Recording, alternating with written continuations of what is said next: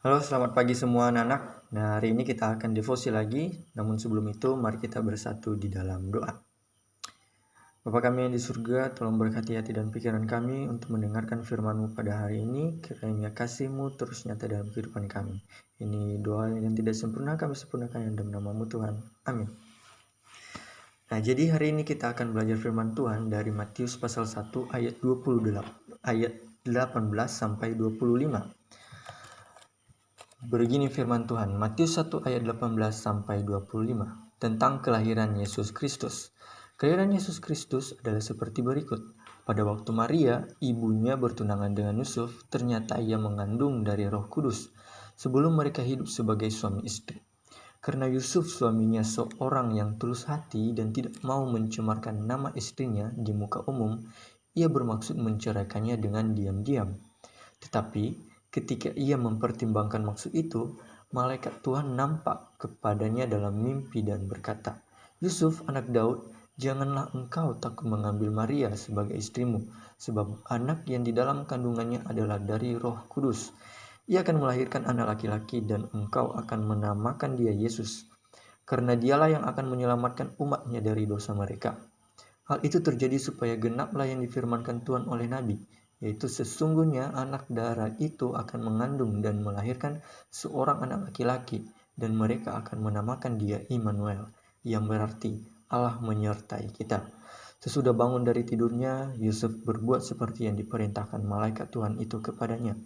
Ia mengambil Maria sebagai istrinya, tetapi tidak bersetubuh dengan dia sampai ia melahirkan anaknya laki-laki, dan Yusuf menamakan dia Yesus. Nah, jadi anak-anak, berdasarkan firman Tuhan yang ditulis dalam Alkitab yang telah dibacakan. Nah, jadi hari ini kita akan mendengarkan firman Tuhan tentang anugerah Allah dalam keluarga. Nah, dari judulnya aja kita udah tahu bahwa Tuhan itu terus memelihara orang-orang yang percaya kepadanya. Anugerah Allah dalam keluarga. Nah, contohnya dalam keluarga Yesus. Yesus itu lahir dari keluarga yang sangat sederhana. Yang kamu bisa cari dalam Alkitab bahwa Yusuf dan Maria ini adalah keluarga yang miskin. Bahkan ketika Yesus lahir, itu mereka berada di kandang domba, dan Yesus lahir di palungan, dan bukan di tempat seperti rumah-rumah yang mewah.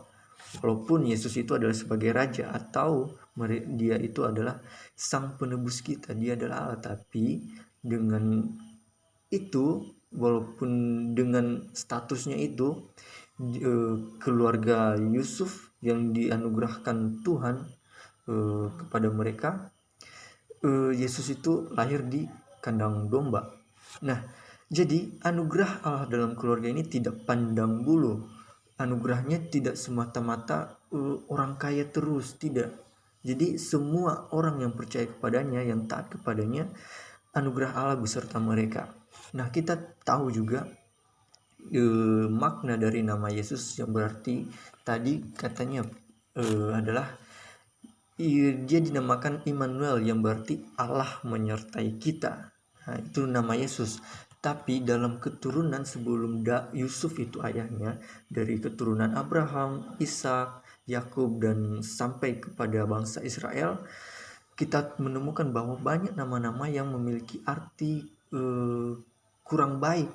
Bahkan dalam Alkitab dicatat banyak orang-orang Israel yang dekat dengan Tuhan seperti Daud berbuat dosa.